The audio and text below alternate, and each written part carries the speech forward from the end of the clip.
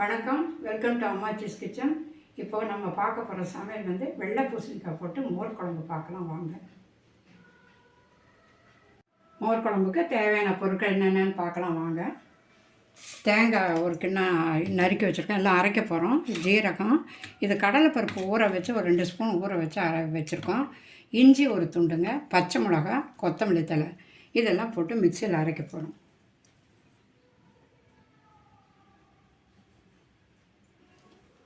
அடுத்தது கருவேப்பிலை வச்சுருக்கோம். இது வெள்ளை பூசணிக்காய் பொடியாக நறுக்கி வச்சுருக்கோம். மஞ்சத்தூள், கடுகு, பெருங்காயத்தூள், எண்ணெய் இதெல்லாம் தாளிப்புக்கு. தயிர் ஒரு டம்ளர் கெட்டி தயிரை எடுத்து வச்சுருக்கோம். இப்போ எப்படி மிக்சியில் போட்டு அரைக்கிறதுங்கிறத காட்டுறேன்.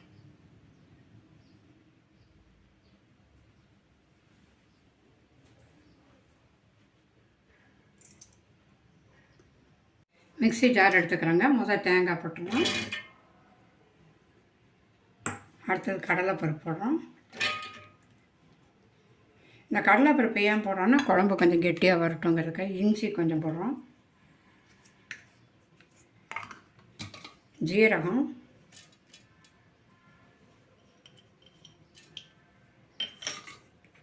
பச்சை மிளகா ஒரு 4 மிளகாய், கொத்தமல்லி தழை கழுவி அரைச்சி வச்சுருக்கோம். அது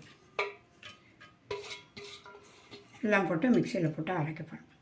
நைஸாக அரைக்கணும்.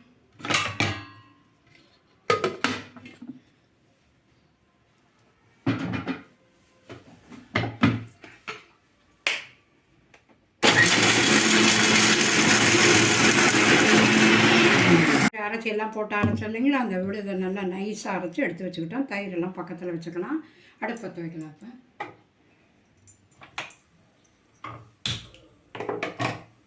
இப்போ இந்த மாதிரி அகலமான பாத்திரமாக இருந்தால் ஈஸியாக இருக்கும் நமக்கு.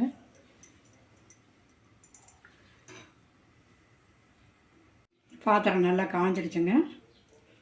கொஞ்சம் எண்ணெய் விட்டுக்கலாம்.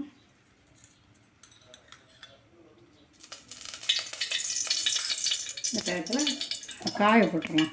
காய் கொஞ்சம் வணங்கினா தான் நல்லா.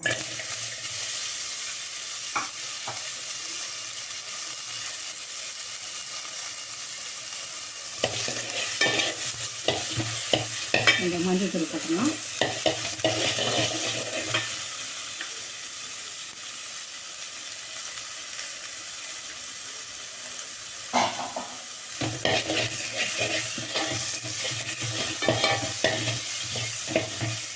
ஒரு 2 நிமிஷம் இந்த காய் வேகட்டும்.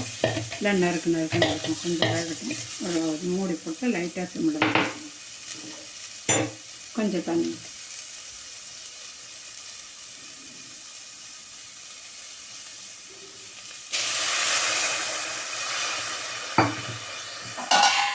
மூடி போட்டு விட்டுருங்க. காய் வெந்துருச்சான்னு பார்க்கலாங்க.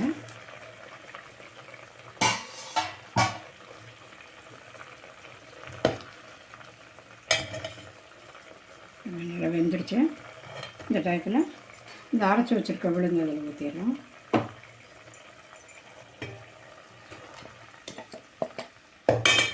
கொஞ்சம் தண்ணி ஊற்றி கலந்து ஊற்றிடலாம். இந்த டயத்தில் உப்பு போட்டுடலாங்க. கல் உப்பு போடணும்.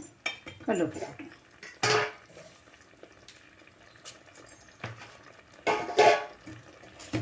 நல்லா கொதி வரட்டேன். அப்போ தான் அந்த பச்சை வாசம் போகணும். கொஞ்சம் தண்ணி கூட விட்டுக்கலாம்.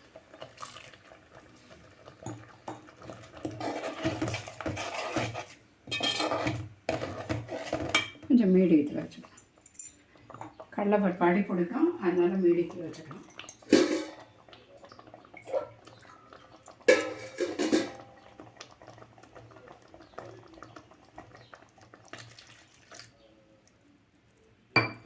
எல்லாம் கலந்து வச்சுருக்கோம். 2 கொதி வரட்டுங்க. அப்போ தான் பச்சை வாசம் போகும்.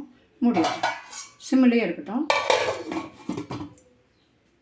இப்போ மூடியை திறந்து பார்த்துட்டு அடி பிடிக்காத கிண்டி விட்டுட்டு தயிர் வச்சுருக்கோம் இல்லைங்களா, அந்த தயிர் இதில் ஊற்றிடலாம்.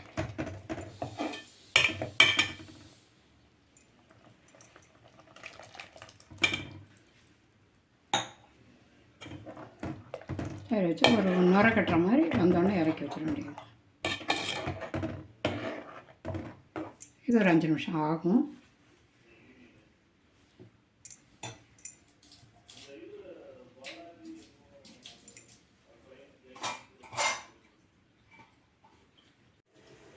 இப்போ மூடி திறந்து பார்க்கலாம். பாருங்கள் நுர கட்டிடுச்சா. இந்த டயத்தில் இறக்கிடணும். ரொம்ப கொதிக்கட்டோன்னா தடன்னு போயிடும். அதனால் இந்த பதம் சரியான பதம். பாருங்கள், இறக்கி வச்சுட்டு தாளிக்கலாம். அவ்வளோதான்.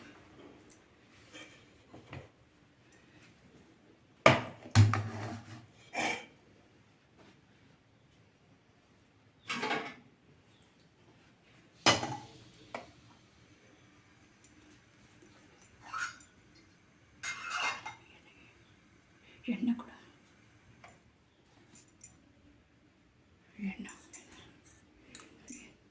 கொஞ்சம் எண்ணெய் விடுங்க. குழம்பு இறக்கி அங்கே வச்சுட்டோங்க. இப்போ தாளிப்பு கொடுக்கறதுக்காக ஒரு வடை சட்டி வச்சு கொஞ்சம் எண்ணெய் ஊற்றிருக்கோம். எண்ணெய் காஞ்சிருச்சு. கடுகு 2 போட்டுக்கலாம்.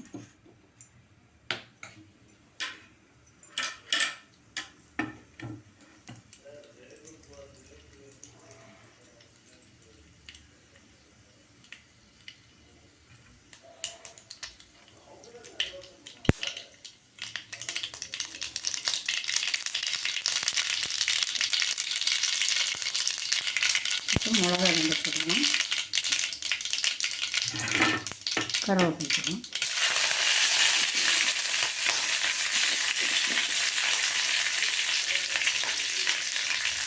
இரண்டு வைக்கணும். அவ்வளோதான். மிக்சியில் எடுத்தோம்.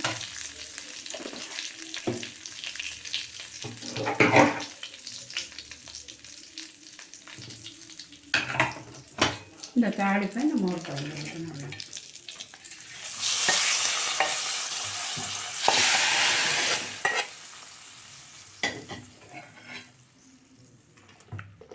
இந்த மோர் குழம்பு 2 நாளைக்கு வச்சு கூட சாப்பிட்லாம். ரொம்ப நல்லாயிருக்கும். சாகாக இந்த குழம்பு சாதத்துக்கு ரொம்ப நல்லாயிருக்கும். சாப்பிட்டு செஞ்சு பாருங்கள்.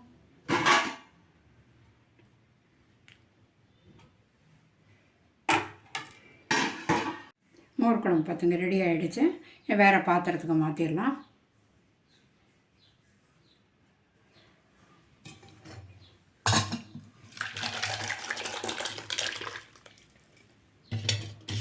நல்லா கமகமாக நல்ல மணமாக இருக்குது. வெள்ளை பூசணிக்காய் மோர் குழம்பு ரொம்ப ரெடி ஆகிடுச்சுங்க. இதுக்கு வந்து முருங்கைக்காய் போடலாம். வெள்ளை முருங்கைக்காய் போடலாம். சின்ன சின்ன உளுந்து ஊற வச்சு நைஸ் ஆட்டி சின்ன சின்ன உருண்டையாக பண்ணி பொரித்து அதையும் போடலாம். யாருக்கு என்ன விருப்பமோ அது செய்யலாங்க. எல்லோரும் மோர் குழம்பு செஞ்சு பாருங்கள். எப்படி இருக்குங்கிறத சப்ஸ்கிரைப் பண்ணுங்கள். நன்றி, வணக்கம்.